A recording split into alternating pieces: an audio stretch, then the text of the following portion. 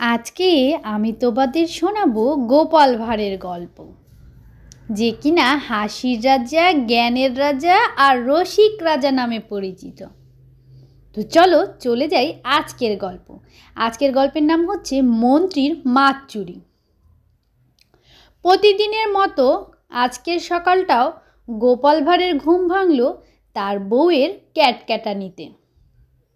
ঘুম ভেঙে গোপাল ভাঁড় তার বউয়ের কাছে এসে জিজ্ঞেস করলো, কি হয়েছে, কেন এমন চেঁচামেচি করছো? তার বউ বলল, আজকে কি রান্না হবে?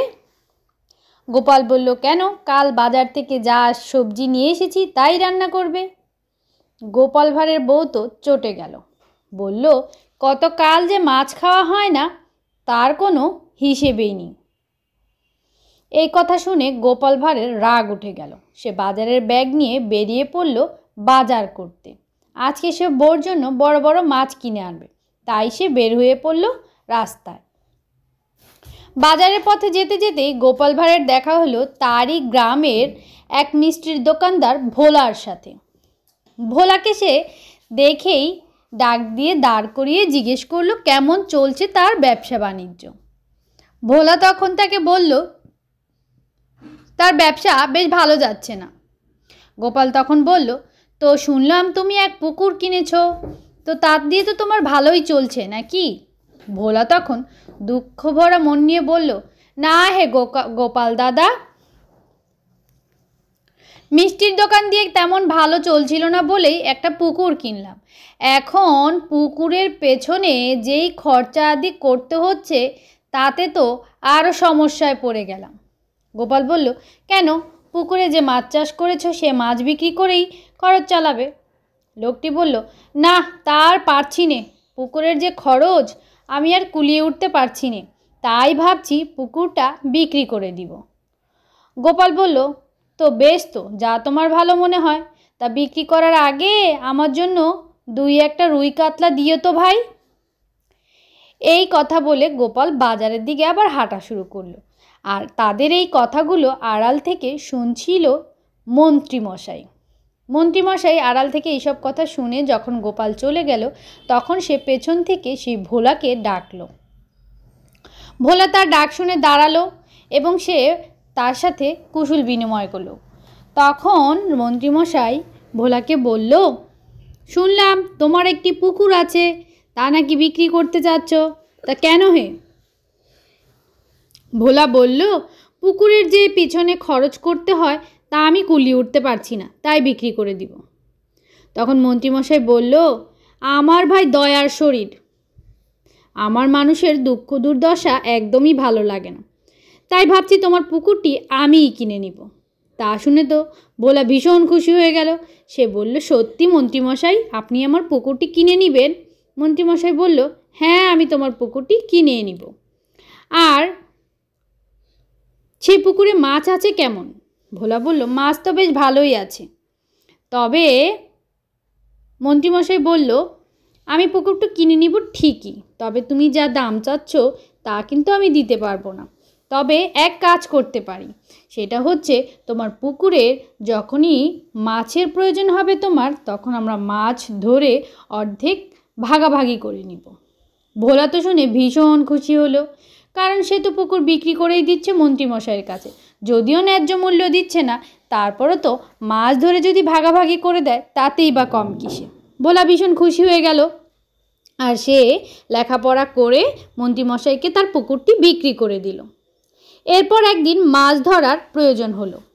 তখন মন্ত্রীমশাই ভোলার কাছে এসে বলল, ও ভোলা, আমি কাল মাছ ধরতে যাচ্ছি, তো পুকুর তো তোমার আগে ছিল, তাই তোমার অনুমতি চাচ্ছি।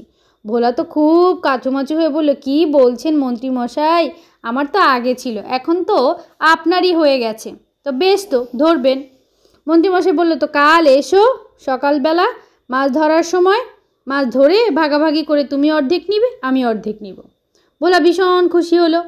তারপর মন্ত্রীমশাই বাড়ি ফিরে এসে রাত্রে সে তার চেলা গটা আর ঘটাকে ডাকলো।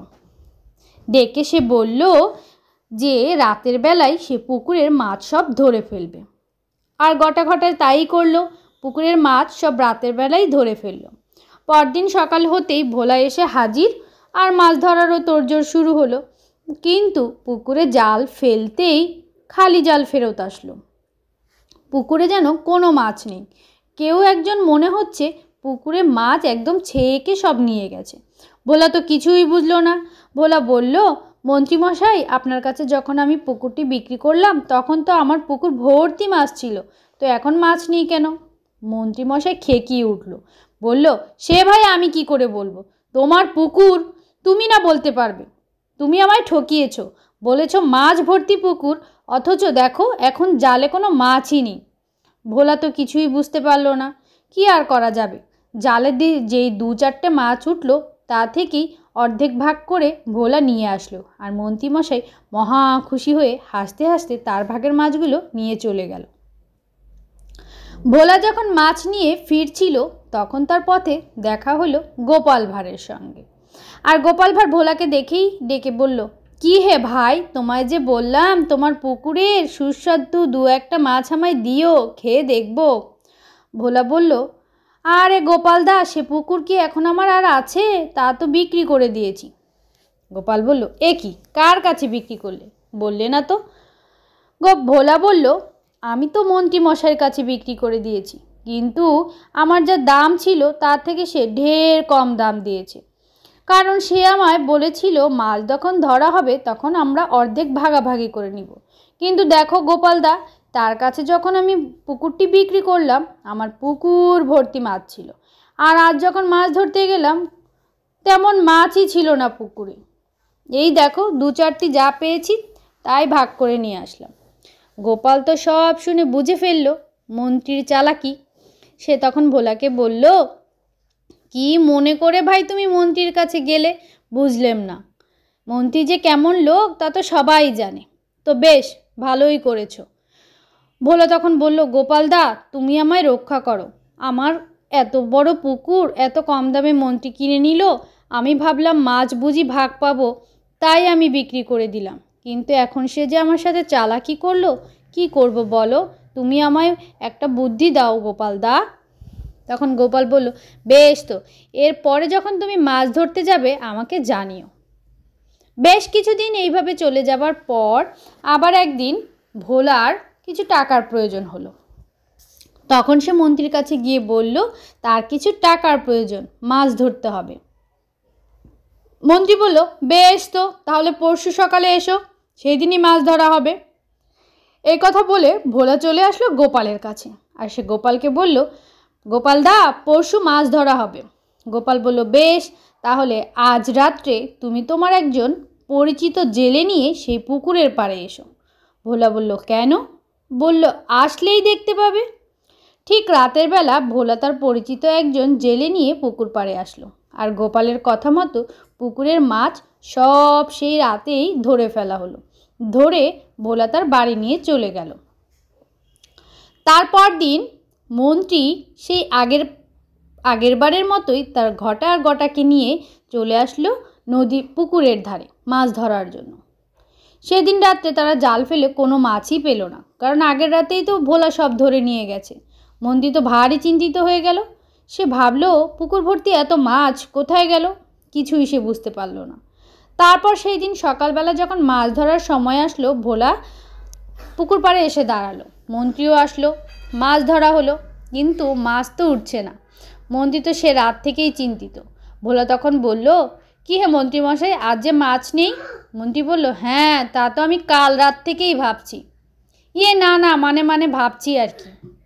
তখন মন্ত্রী মশাই কিছুই বুঝতে পারল না, আর ভোলার উপর খুব চেঁচিয়ে গেল। বলল, তুমি আমায় ঠকিয়েছো, তুমি আমায় এমন পচা পুকুর ধরিয়ে দিয়েছো। ভোলা বলল, না, আপনি আমায় ঠকিয়েছেন। আমার এত বড় পুকুর, মাছে ভর্তি পুকুর, আপনি একদম পানির দামে কিনে নিয়েছেন আমায় মাছের ভাগ দিবেন বলে, অথচ আপনি এর আগের বার আমাকে ছিটে ফোটা কয়েকটি মাছ দিয়ে বলেছেন আমার পুকুরে মাছ নেই।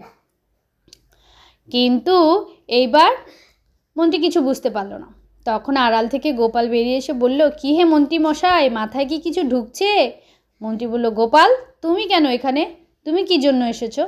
তখন গোপাল সব কিছু বলল। বলার পর মন্ত্রী তো খুব রেগে গেল। সে বলল, তোমরা অন্যায় করেছো, তোমরা আমায় ঠকিয়েছো, আমি মহারাজের কাছে যাব। তখন ভোলা বলল, মন্ত্রী মশাই, ঠকিয়েছেন তো আপনি আমাকে, আমি মহারাজের কাছে যাব। আপনি যদি এখন আমার পুকুর আমায় ফিরিয়ে না দেন, তবে আমি মহারাজের কাছে গিয়ে বলবো আপনি আমায় ঠকিয়েছেন। মন্ত্রী বলল, না না, আমি পুকুর কিনে নিয়েছি, আমি তো তোমায় দিব না। ভোলা বলল, আপনি আমাকে যেই দাম দিয়ে কিনে নিয়েছেন আমি আপনাকে সেই দামই ফেরত দেব, কিন্তু আমার পুকুর আমায় ফিরিয়ে দেন। তখন আর কি আর করা যাবে, গোপাল রাজামশাইয়ের ভয় দেখিয়ে মন্ত্রীর কাছ থেকে ভোলার পুকুরটি ভোলাকে ফিরিয়ে দিল। আর ভোলা সেই আগের রাত্রে ধরা মাছ বিক্রি করে পুকুরের সকল খরচ সুন্দর করে ঠিকঠাক মতো করতে পারল। এই ছিল আজকের গল্প, মন্ত্রীর মাছ চুরি গল্প। কেমন লাগলো বন্ধুরা?